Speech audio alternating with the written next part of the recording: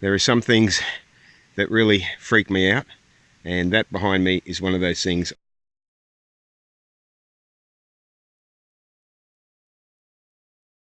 It's the first day of spring in 2019, and I'm at the end of Bonogin Valley in the Gold Coast hinterland. It's a very cool 9 degrees, and I'm about to check out Bally Mountain, or Bally Mountain, walk. Never been on it before, still got my cold, so let's give it a go. Well, it really is absolutely perfect weather to check out this mountain, and just seen my first 2 kangaroos sitting in the sun. I startled them and they hopped off before I could get a photo of them. Beautiful. Now at this stage I'm not actually sure if I'm going the right way. I'm just gone onto a track that says Forest Trail, and it's heading the general direction of up, which is a good sign. It's starting to get steep, so let's go this way and see where I end up. One of the interesting things I notice is, you see I'm looking down the track there, right? Over on the left, looks like another track, but it's not, it's a runoff area. And these tracks that I've been walking up this morning, as I go up these tracks, they have these runoff areas. It's a really good idea to have these to allow the water to not erode the track too much, to allow it to run off to the sides. In fact, the only other time I remember seeing a track design like this was actually way back in the 1960s and 1970s in Sydney, where they designed their motorway when they cut it through near the Blue Mountains with these runoff tracks, so that if a car's brakes failed, they would be able to run off the side of the road onto this ramp that would slow their speed down. There's another one just behind me as I make my way up the track. To try and give you an idea of how steep the terrain is here, that's the camera angled at the angle of the track. There it is, heading up through the trees. Maybe you can see how steep that is. And there it is, heading down through the trees there. This is a very steep incline. Did somebody say, wow, did somebody say steep track with lots of loose stones, very dry underfoot? Did somebody say that? I did. I did just then, as I make my way up this bloody steep track. Gotta love this sign. I just walked up the advanced, and now I'm just getting to the moderate section. Thanks guys. So it's very important you don't do what I just did and go up this track here instead of just following the main track. Otherwise you're going to spend a lot of time and a hell of a lot of effort climbing up a very steep climb to get to a ridge which has some views through the trees, but is not actually the ridge that I was aiming for. Now apparently this pile of rocks here marks the beginning of the track that heads up there, that you take off the road and go this track through the bush here up to the mountain.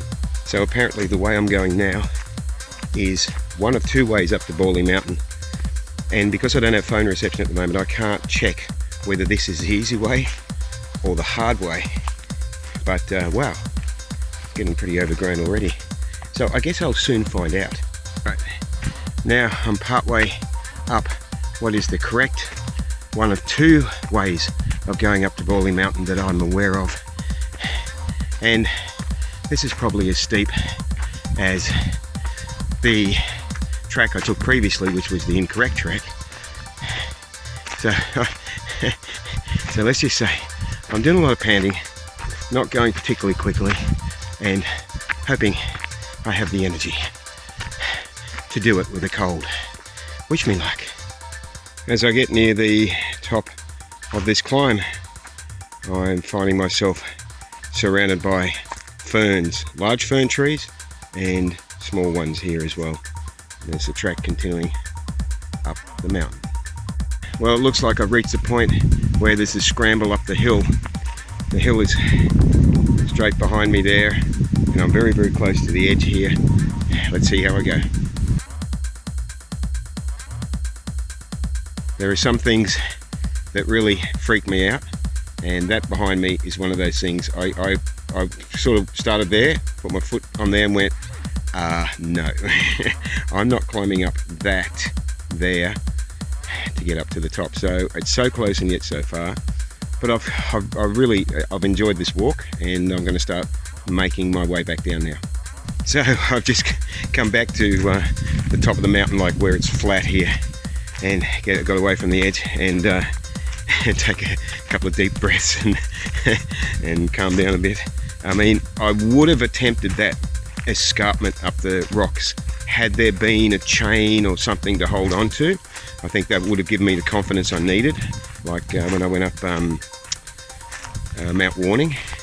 But to do that scramble with shoes that I don't have the super great confidence in, and with just my own anxieties when it comes to being close to the edge and when it comes to heights, I just thought, no, as I said earlier, I'm just happy with what I've achieved. It's been a good walk up here, and now I'm going to head back down and see if there's another track that goes back down, because I think there's a different way of going down.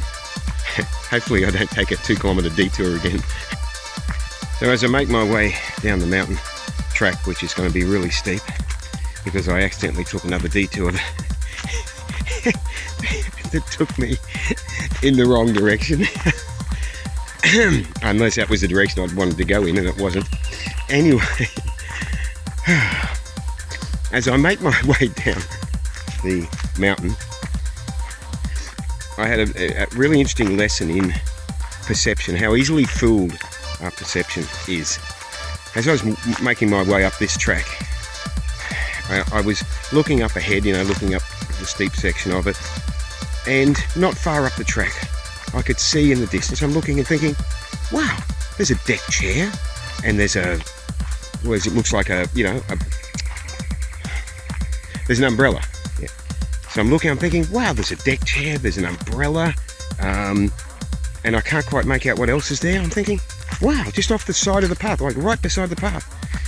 So I sort of thought, am I approaching somebody's property? So I sort of got closer and closer. As I got closer, I thought, no, that's not a deck chair. I thought I could see that's not a deck chair. That's part of a tree, you silly bugger. And then, but the umbrella, I'm looking at it and going, that's not an umbrella. That's actually the top of like a tractor, like the roof of a tractor. And I can see the back of it. And as I think somebody's left a tractor there just off the track. As I get closer, discover it's not that either. It's another tree with a certain shape and another tree behind it. I was convinced from the distance that looked to my eyes like deck chair and an umbrella, and then closer it looked like a tractor and that. And it just shows you how easily fooled we are. And keep that in mind if you're ever watching YouTube videos on ghosts and haunted houses and scary things in the dark, and there's a lot of them on YouTube, and UFO stuff and all that. You will see that, you're just basically looking at grainy footage of shadows, and then going, look at that, look just behind that tree, like this, if it was nighttime and there's a tree behind me, they go, look, as he moved there was a little, you could see like somebody's head just stick out a little bit. It's like, really? Really? And the other ones, the noises in the, at night, strange noises at night. It's like, have you not ever lived in the bush, you people? Heard the sounds of the koalas and the foxes and the possums and the turkeys and anything else in the bush? And if you're overseas, of course, the bears and just all the sounds, different sounds they make. Some people amaze me. And the other thing also, as I was coming up this track and several other tracks I've been on this morning, was that there has literally been a couple of times where there has been a kangaroo or a wallaby just off the side of the track, and twice on 2 of those occasions I was staring straight at it, did not even see it until it hopped. Could not even see it because it was perfectly camouflaged in the shadows with the bush around it, or whatever it's close to, the trees or whatever. And then all of a sudden it would jump, and I go, geez, I'd like jump backwards in sort of shock, because it was like the bush had suddenly moved. So once again, that's a perception thing. It's like I was staring at an animal a couple of times this morning and couldn't see it. So once again, it's a throwback to all those people that watch or create these videos, YouTube videos about, oh, you know, watch this, we can see in the dark, and you know, they enhance the video so it's this grainy footage that looks like it's been filmed on someone's toaster, you know, enhance it to sort of make out, you know, oh, you can see an eye in the dark and all the rest. It's like, really? Come back to us with something that, you know, that is actually worth putting on YouTube. Anyway, if you've got through all of this, thank you, because you've kept me company as I'm coming down this track. Well, I'm just getting back to the car park now. I've walked over 11 kilometres. My toes are killing me. I feel like they're bleeding. I didn't pass anyone except about 3 people you can see behind me there that came down the track behind me. And I think I'll title this video, How Not to Climb Bally Mountain, subtitled, and how to miss out going to the very top by a few meters. Thank you for joining me, and I intend to find the correct path and go up it sometime in the near future. Interestingly, there's quite a number of cars here in the car park. 1, 2, 3, 4, 5, 6, 7, 8, 9, 10, 11. So there must be a few people up there. Don't know where they're all hiding. See ya.